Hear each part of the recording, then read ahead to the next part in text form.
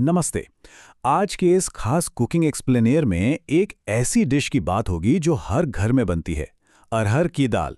लेकिन आज हम उन सीक्रेट्स को डिकोड करेंगे जिनसे एकदम परफेक्ट टेक्सचर और लाजवाब स्वाद वाली अरहर दाल बनती है। ये तरीका बिल्कुल अलग है और इसका रिजल्ट बहुत ही शानदार होता है। अक्सर घर पर दाल बनाते समय एक बड़ी आम शिकायत रहती है, या तो दाल एकदम घुटकर पेस्ट बन जाती है या फिर बिल्कुल फीकी और बेस्वाद रह जाती है। तो फिर वो कौन सा राज है जिससे दाल का हर एक दाना एकदम मुलायम भी हो और बिल्कुल अलग अलग भी? आज जिस खास तरीके का विश्लेषण हम कर रहे हैं वो रोजमर्रा के कुछ ऐसे हैक्स का इस्तेमाल करता है जो हमारी आम धारणाओं के बिल्कुल उलट हैं। यकीन मानिए, ये हैक्स दाल का स्वाद एक अलग ही लेवल पर ले जाते हैं। तो चलिए सबसे पहले बात करते हैं परफेक्ट अरहर दाल के उस सबसे बड़े राज की। असल में सबसे बड़ा कुकिंग सीक्रेट यहीं छिपा है। देखिए, आमतौर पर किसी भी दाल को पकाने से पहले पानी में भिगोकर रखा जाता है ना? लेकिन अरहर दाल के मामले में उसे भिगोना असल में उसके टेक्सचर को पूरी तरह बिगाड़ देता है। भिगोने से ये बहुत ज़्यादा घुट जाती है और एक पतली पेस्ट जैसी बन जाती है। अगर दानों को अलग अलग और एकदम खिलावा रखना है तो पहला उसूल यही है कि इसे कभी भी भिगोना नहीं चाहिए।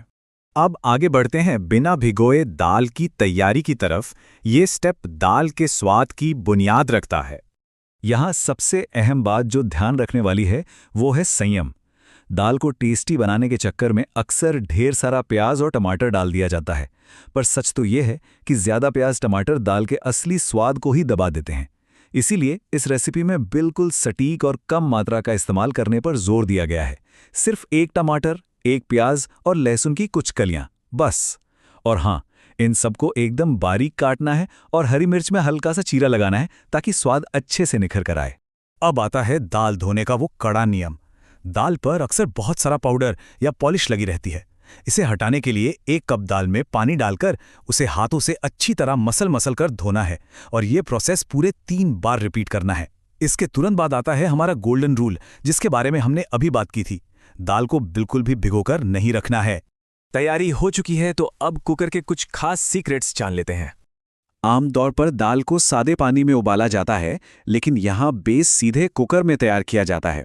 1 चम्मच देसी घी या तेल में कुटी हुई इलायची, 4 काली मिर्च और 2 लौंग जैसे खड़े मसालों का इस्तेमाल करके शुरुआत से ही एक बहुत ही रिच फ्लेवर तैयार होता है।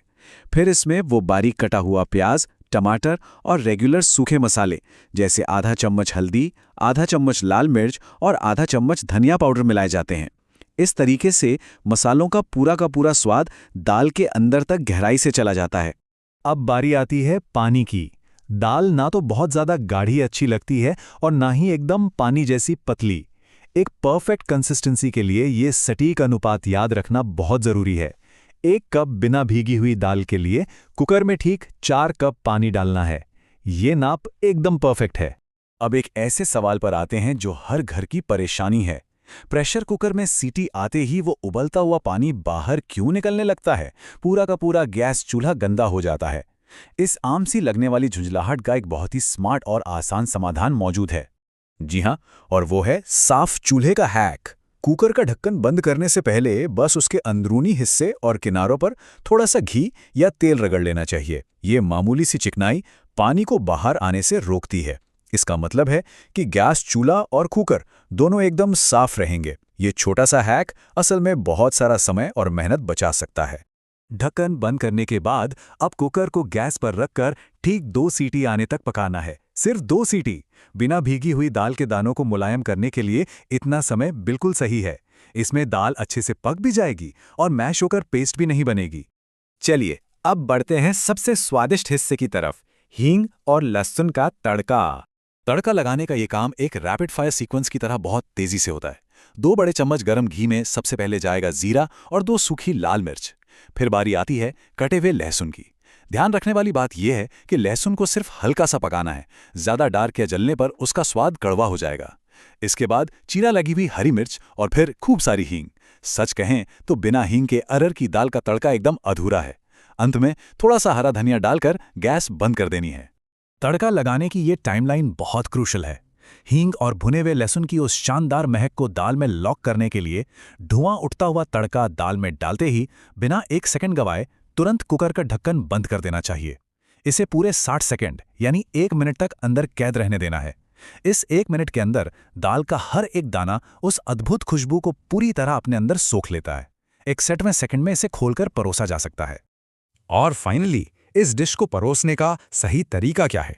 इस मास्टरपीस का असली मजा एक परफेक्ट प्लेट में है। गर्मा गर्म सादे चावल, उनके ऊपर ये खिले हुए दानों वाली खुशबूदार अरहर दाल, ऊपर से 1 चम्मच एक्स्ट्रा देसी घी और साथ में तीखा चटपटा अचार और कटा हुआ कच्चा प्याज। ये पूरा कॉम्बिनेशन मुंह में स्वादों का ऐसा धमाका करता है कि खाने वाले बस उंगलियां चाटते रह जाएं। सॉस मटेरियल का एक कोट इस पूरी प्रक्रिया के सार को बहुत ही खूबसूरती से बयान करता है। दाल का ऐसा स्वाद आएगा कि पेट भर जाएगा पर मन नहीं। ये खास तरीका एक बहुत ही साधारण से रोजमर्रा के खाने को एक बेहद संतुष्टिदायक अनुभव में बदल देता है। बिना भिगोए बनी ये दाल सादे चावलों के साथ खाने में बिल्कुल बेजोड़ लगती है। तो जैसे जैसे हमारा ये एक्सप्लेनर समाप्त हो रहा है, एक बहुत ही दिलचस्प सवाल दिमाग में आता है। खाना पकाने के ऐसे और कौन से आम नियम हैं जिन्हें तोड़ने पर हमारी रोज़मर्रा की रेसिपीज़ पूरी तरह से बदल सकती हैं? क्या कभी दाल को बिना भिगोए बनाने के इस फायदे के बारे में सोचा गया था? इस तरह के छोटे छोटे बदलाव कुकिंग के अनुभव को एक नए स्तर पर ले जा सकते हैं। ये वाकई सोचने वाली बात है।